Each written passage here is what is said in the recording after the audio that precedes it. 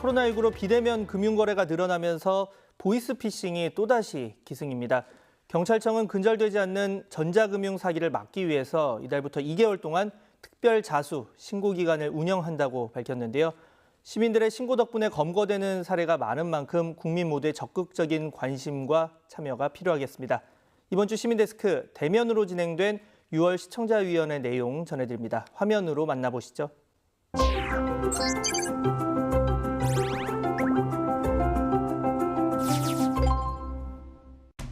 자, 여러분 안녕하십니까. YTN 시청자위원회 6월 정개회의를 시작하도록 하겠습니다.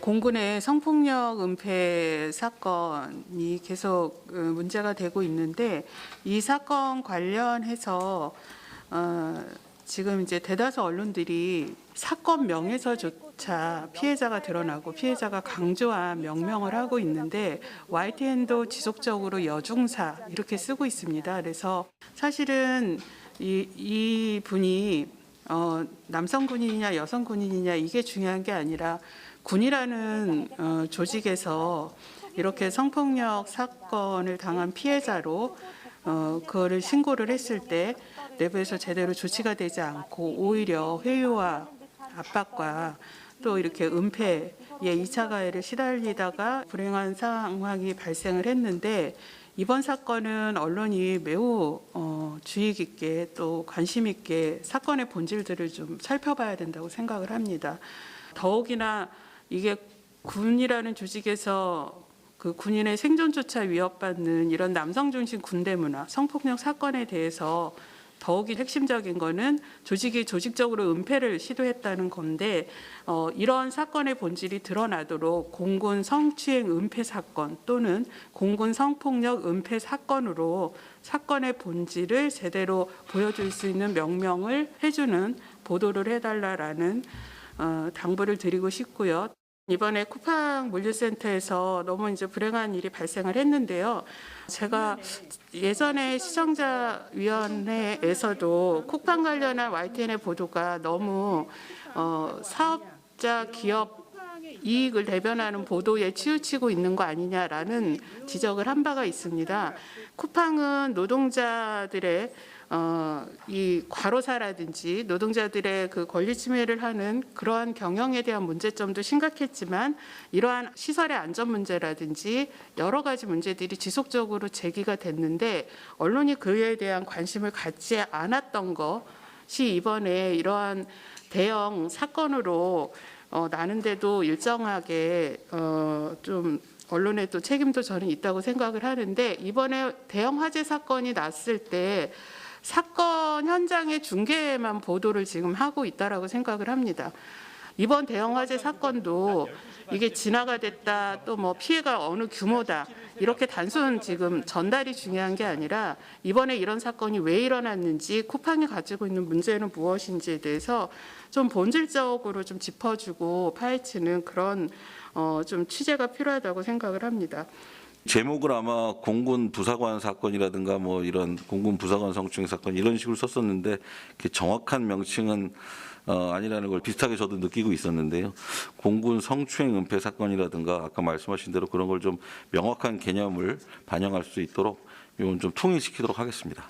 쿠팡 물류센터 관련해서도 사실 이번 그 화재 사건이 나기 전에 여러 번 저희도 이제 문제의식은 갖고 있었지만 어떤 식으로 접근해야 되지 하고 고민 정도만 하다가 뭐 그 변죽만 올리는 보도 몇 번만 하고 잘 접근을 못했는데 이번에도 이제 화재 사건이 크게 난 거를 계기로 해서 그동안에 여기서 이제 노동자들에 대한 잘못된 처우를 계속 그냥 반복하고 있는 문제 또 그다음에 의장이 그 모든 직책을 내놓은 문제 이런 것들 또 모든 분야에 계속 이렇게 문화발식 사업 확장을 하고 있기 때문에 그런 부분에서 파생되는 문제 이런 것들을 좀 더 잘 짚어보고자 합니다. 최근에 이제 군에서 성추행 사건들이 정말 상상할 수 없을 정도로 많이 보도가 되고 있고 그런 상황이 너무 마음이 아픈 상황입니다. 뭐 미투라든지 이런 것으로 상당 부분 그 사회적인 인식이 바뀌어졌다라고 생각을 했는데 사실은 전혀 그렇지 않았고 조직 내 피해자들이 여전히 그 고통에서 헤어나오지 못하고 있는 상황이라는 것들이 정말 가야 될 길이 멀구나라는 생각이 또 듭니다. 취재 임팩트에서 성추행 피해자를 또 2차 가해까지라는 보도 내용이 심층적으로 그 문제와 2차 가해, 그다음에 조직 내에서 어떤 일들이 벌어지고 있는지를 충실한 정보 제공의 측면에서 제공을 해 주어서 상당히 좋은 보도였다라고 생각합니다. 그간에 우리 사회에서 성추행 피해자에 대해서 정파적 입장에서 피해 호소인이라든가 또는 성희롱이냐 성추행이냐 이런 말도 안 되는 논쟁들 또는 뭐 그런 것들을 또 뉴스에 반영을 하는 경우도 있어서 그런 반성적 고려들이 뉴스에 반영돼 가는 것인지는 모르겠지만 앞으로도 이렇게 좀 심층적으로 피해자 입장에서 보도들이 계속 이루어지면 좋겠다라는 생각을 합니다. 마지막으로는 제가 작년에도 말씀을 좀 드렸었는데 YTN에서 영상을 이렇게 나갈 때 조금 부적절한 영상이라든지 막 음악이라든지 그리고 관련 뭐 이렇게 혼합 장르 같은 거를 만드시는 경우 가끔 있는데 윤석열 엑스파일은 영상으로 만든 게 하나 있었는데 미국 드라마 엑스파일하고 이렇게 연계해서 진실은 뭐 어디에나 뭐 있다 뭐 이런 것들 막 붙여가지고 만드셨는데 사실 굉장히 부적절한 영상이라고 저는 생각이 들었던 것이요. 미드 엑스파일의 엑스파일과 윤석열 엑스파일의 엑스파일은 뭐 전혀 아무 관련이 없는데 막 두 개를 이렇게 혼합해가지고 신변잡기적이고 뭔가 되게 감성적으로 흐르는 뉴스에다가 엑스파일의 그 음악까지 막 깔아가지고 굉장히 품격이 낮은 느낌과 그다음에 유튜브 에서 무슨 영화 소개하는 프로그램에 또 하지 않을 법한 그런 접근을 하는 거 보고 매우 놀랐습니다. 이런 영상이 사실 가끔 만들어지거든요. 선거라든지 정파적인 어떤 영상을 만드실 때 이런 것들에 대한 품질 체크를 전혀 하지 않으시는지 누가 만드는 것인지 답변을 해주시면 고맙겠습니다. 위원님이 말씀하신 거는 아마도 그 대담 주제 앞에 그 주제를 이제 아우르는 한 가지 영상 구성을 이렇게 만들어서 보통 편집부에서 만드는 걸 말씀하신 것 같았는데 제가 볼 때도 어떨 때는 좀 이해가 안 되는 부분이 있습니다. 그 음악도 상식적으로 생각할 때 이게 굉장히 기괴한 음악이 들어가서 저도 이제 뭐 의아해서 물어볼 때도 있고 내용 전개도 제 생각에 마음에 안 들 때도 있는데 이게 이제 해당 팀에서 편집부장이 감수를 하고 있습니다. 그래서 구성안을 아마 그 편집부 PD가 직접 짜서 이렇게 실무하는 VJ한테 이렇게 만들어 달라 문구나 이런 걸 다 전달해서 만들고 있는데요. 그 과정에서 좀 엉뚱한 내용으로 번지지 않도록 그런 걸 좀 더 체크를 하도록 하겠습니다. 지난달에 저희가 그 기자들의 질문하는 역량, 그 질문을 어떻게 잘 해야지 될까라는 것에 대해서 위원장님께서도 말씀하셨고 여러분들이 말씀해 주셨는데 제가 이제 이렇게 그 뉴스 프로그램들을 보다 보니까 그런 질문하는 역량뿐만이 아니라 어쨌든 그 패널들이 나왔을 때 그 대화를 주고받는 그 역량에 있어서 앵커들에게도 그런 질문뿐만이 아니라 혹은 어쩌면 그 말을 끊을 수 있는 역량이랄까요? 그런 것들 권한이 사실 있는지가 의문이 드는 때가 가끔 있었어요.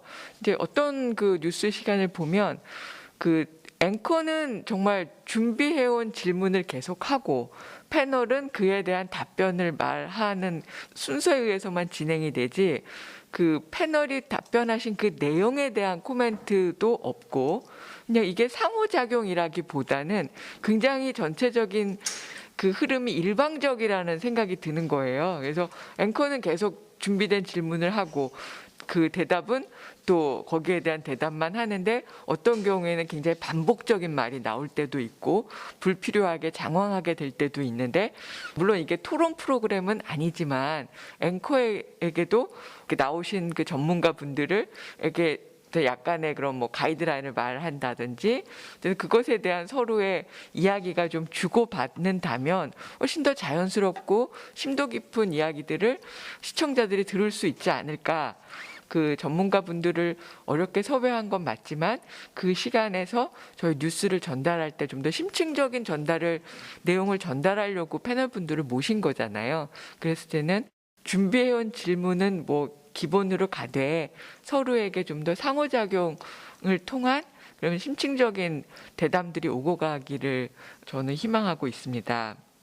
은혜정 의원님께서 말씀해 주신 앵커들 말을 끊을 수 있는 건 없나. 예, 저도 개인적으로 많이 그렇게 너무 얌전하다. 뭐 그래서 사실은 앵커 팀장하고 이렇게 앵커들하고 커뮤니케이션을 저희도 따로 하고 있습니다. 보도국장 통해서 하는 것도 있지만 직접 이제 앵커 팀장하고 왜 그렇게 사실에 근거하지 않는 감정적인 발언을 왜 앵커가 이렇게 구경만 하고 있느냐.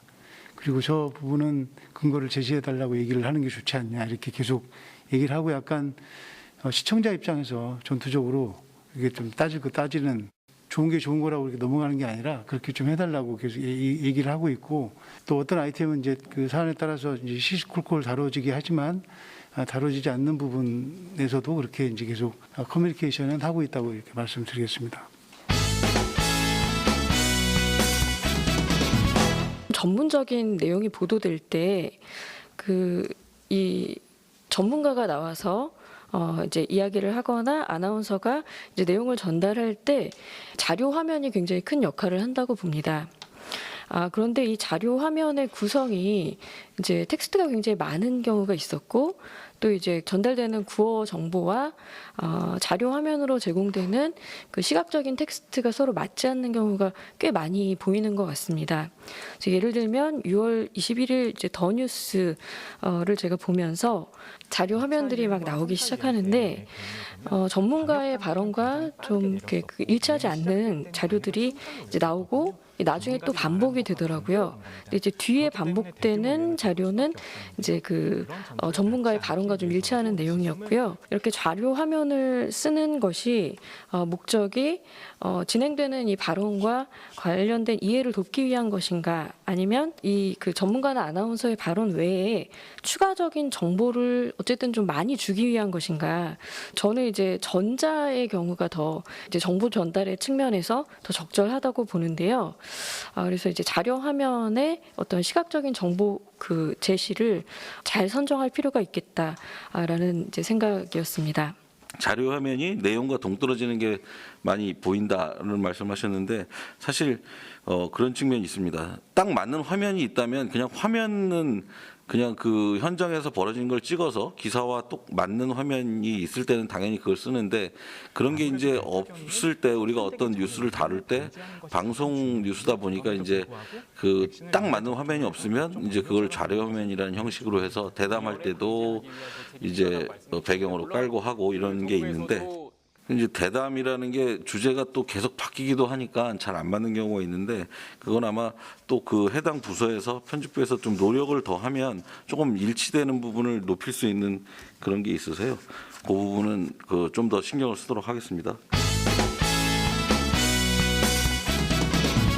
저는 이제 최근에서 좀 눈여겨봤는데 YTN이 채널 분리 운영하고 계십니다. 도라쩌와 와이퍼 제가 알고 있는 건 이 두 가지인데 이제 도라쩌는 뉴이쩌랑 알고리즘이랑 돌발 영상 그래서 이제 저널리즘 콘텐츠 중심으로 편성이 돼 있고 와이퍼는 조금 이제 재미있는 콘텐츠들 뭐 연예인 반말 인터뷰라든가 와이즈맨 다니엘 씨가 하는 와이즈맨 그 외에도 여러 가지 개미들을 위한 콘텐츠도 있고요. 여러 가지 약간은 연성 뉴스나 흥미주 콘텐츠가 이 와이퍼에 편성되어 있는 것으로 보입니다. 제 개인적으로는 이것이 YTN이 가야 할 길이고 아마 많은 매체들이 이런 방식의 뉴스 콘텐츠 공급을 앞으로 해나갈 수밖에 없다. 이것은 일종의 대세다 이렇게 생각을 하고 YTN이 이렇게 다양한 방식으로 정보를 전달하고 또 콘텐츠도 진짜 과거에 비하면 정말 조금 더 시청자에게 다가가고 시청자로 하여금 가독성과 접근성, 뉴스에 대한 어떤 친밀도를 높여주는 방식으로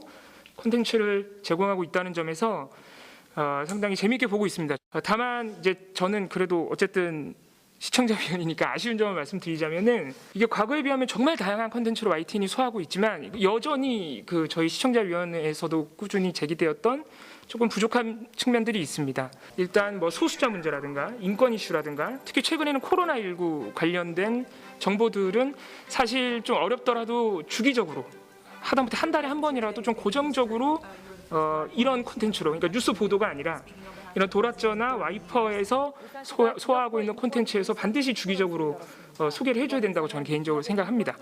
왜냐하면 안 그래도 요새 이제 많은 분들이 사실 전통적인 뉴스는 안 보는 상황에서 이런 도라저나 와이퍼에 있는 콘텐츠로 많이 소비를 한다면 그런 콘텐츠 안에서도 그런 흥미로운 방식으로 조금 더 가독성 높은 방식으로 인권 문제, 소시아 문제, 또 코로나19에 관련된 정보들을 주기적으로 좀 소화를 해주셨으면 좋겠습니다. 또 하나 안타까운 것은 탐사 보고서 기록을 아마 저를 포함해서 많은 분들이 정말 유익하게 아마 보고 계실 텐데 탐사 보고서 기록은 제작 주기가 워낙 길고 콘텐츠 양이 많지 않다 보니까 제가 알기로 YTN 뉴스 채널 안에서만 아마 지금 유튜브에서는 공급이 되고 있는 걸로 알고 있습니다. 그런데 탐사 보고서 기록도 추후에 조금 더 주기가 짧아지고 콘텐츠가 많아지고 한다면 탐사 보고서 기록도 반드시 저는 이런 YTN이 특별하게 편성하고 있는 별도의 유튜브 채널에서 소화가 됐으면 좋겠습니다. YTN의 탐사 보고서 기록은 그 별도의 콘텐츠, 별도의 브랜드로도 충분히 가치가 있고 어떤 면에서는 그렇게 별도의 브랜드를 YTN이 의도적으로 가질 수 있도록 만들어줘야 한다고 생각을 합니다. 또 유튜브에서는 어쩔 수 없이 이제 하나의 영상을 쪼개서 올리지 않습니까? 근데 탐사 보고서 기록은 아마 그 제작 방식상 탐사 보도보다 보니까 잘라서 올리기에 굉장히 어려운 아마 측면이 있을 거라고 저도 생각을 합니다. 그런데 요새 트렌드가 그러니까 탐사 보고서 기록도 좀 시청자들이 보기 편하게 잘라서 올리면서 이렇게 별도의 채널을 구성할 수 있지 않나 이런 생각도 듭니다.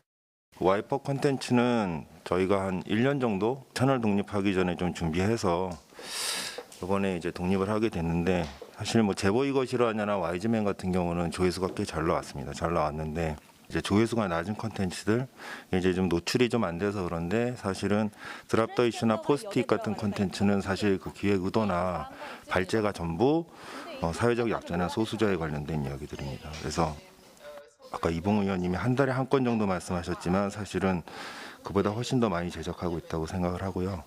그 이후로도 역시 사회적 약자나 소수자에 대한 문제들은 저희가 디지털 콘텐츠를 통해서 계속 발행할 예정입니다. 탐사 보고서 기록은 기존에 있는 거를 그게 이제 보통 30-40분물이거든요, 한 편이. 그래서 그게 한꺼번에 올리는 게 요새 트렌드에는 안 맞는 것 같은데 그걸 어떤 식으로 해야 될지 좀 더 고민을 해보겠습니다. YTN 그 페이스북 페이지에 관해서 좀 말씀을 드리고 싶은데 6월 2일 그 YTN 페이스북 페이지에 그 YTN 자막 뉴스 BTS 빌보드 핫100 1위 방탄 부심이 차오른다라는 제목의 영상이 링크가 되었습니다.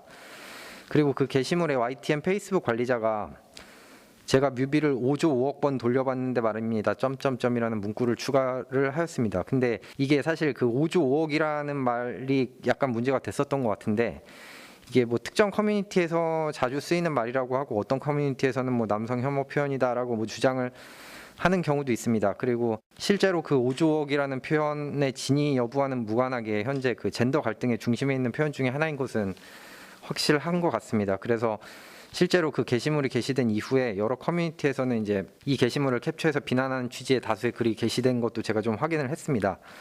근데 이게 뭐 그 남성 혐오 표현이냐 아니냐에 대해서 논란이 있고 또 뭐 왜 남성 혐오 표현인지에 대해서 묻는 의견들도 많은데 페이스북에서는 격식을 차리지 않고 편한 그 느낌으로 뉴스를 전달할 수 있다는 점은 이해는 하지만 그래도 그 현재 논쟁이 되는 표현을 사용하는 것은 좀 적절하지 못했다라고 생각을 합니다. 그래서 앞으로는 조금 그 논쟁의 소지가 있는 것으로 오해될 수 있는 표현은 조금 삼가는 것이 어떨까, 예, 그렇게 생각을 하고 있습니다. 페이스북 그 표현 관련 이것은 이제 뭐 저희 이제 에디터들이 보통 그 표현을 다는데 페이스북 같은 경우에 저희 이제 숙제죠. 이제 YTN이 아무래도 젊은층을 타겟화해서 해야 된다라는 생각들이 좀 강하고 그런 부분에서 좀 표현의 가벼움 이런 것들을 통해서 좀 접근하려고 했던 그런 뭐 강박들도 좀 있는 것 같습니다. 근데 5조 5억 뭐 이런 표현은 그냥 단순히 많다 이런 표현으로 생각해서 사용했지 그것이 아주 자극적이고 남용 표현이라고 생각해서 달았을 것이라고 생각하지는 않고요. 그러나 앞으로 이제 이런 신중한 표현을 통해서 앞으로 저희가 그런 부분을 더 신뢰도를 높이고 채널의 어떤 객관성을 담보하는 그런 자세로 임하도록 하겠습니다. 미래 뉴스에 관한 건데요. 최근 들어서 저희 시민사회 단체들의 가장 핫 이슈는 기후 변화입니다. 그래서 기후 변화가 우리의 미래들을 전부 다 정확하게 결정할지도 모른다는 그런 두려움과 그다음에 더 가열차게 기후 변화 문제를 대응해야 된다라고 하는 그런 노력들을 벌이고 있습니다. 근데 이건 미래의 문제이기 때문에 뉴스를 다루는 쪽에서는 해난이 아니라는 이유로 늘 뒤로 미루기 마련입니다. 그래서 미래 문제는 뉴스 정보원이 전해주지 않으면 이게 어제 설정을 해나가지 못하는 그런 어려움들도 있고 또 게으름도 있는 것 같습니다. 그런데 우리가 흔히 자본 중에 인내 자본이라는 게 있습니다. 그래서 어떤 산업을 길게 새롭게 키우려면 금방 이익을 보지 않고 인내를 할 수 있는 자본이 있어야만 가능하다는 이야기 되겠죠. 그래서 그 인내 자본처럼 뉴스 분야도 인내 뉴스라고 하는 부분들 이런 부분들이 좀 필요하지 않을까라는 생각입니다. 그래서 오래 견디서 들으면 그것이 정말 우리에게 가장 중요한 뉴스가 될 수 있는 그런 부분이라는 것 그런 것들을 좀 더 발굴하고 어떻게 하면 당장 해난이 아닌 것 같지만 중요하다는 느낌을 줄 수 있는 뉴스로 만드는 일, 뭐 그런 부분들로서의 미래 뉴스를 좀 기후 변화뿐만 아니라 고령화라든지 그다음에 저출산 문제라든지 이런 것들을 그다음에 에너지 문제 이런 부분들을 뉴스의 어젠다로 만드는 것들, 그러니까 뉴스 스스로가 자기 의제로 만들어 보는 일 이런 것들이 좀 필요하지 않을까라는 그런 생각을 해봅니다. 기후 변화라든가 저출산 이런 거는 저도 제가 이제 보도국장 되면서부터 이거는 한 뭐 1년을 쭉 끌고 갈 수 있는 의제로 설정을 해서 해야 되겠다는 생각이 하고 있었는데 뭐 이건 다 변명이고 그렇습니다만 그 이제 그날 생기는 발생 또 이런 이슈들에 매몰되다 보니까 이걸 끌어가는 게 이게 쉽지가 않았었습니다. 앞으로는 그런 부분에 대한 또 그 역량을 어떻게 잘 배분을 해서 이런 것들을 살려갈 수 있을지를 조금 더 고민을 더 해보겠습니다.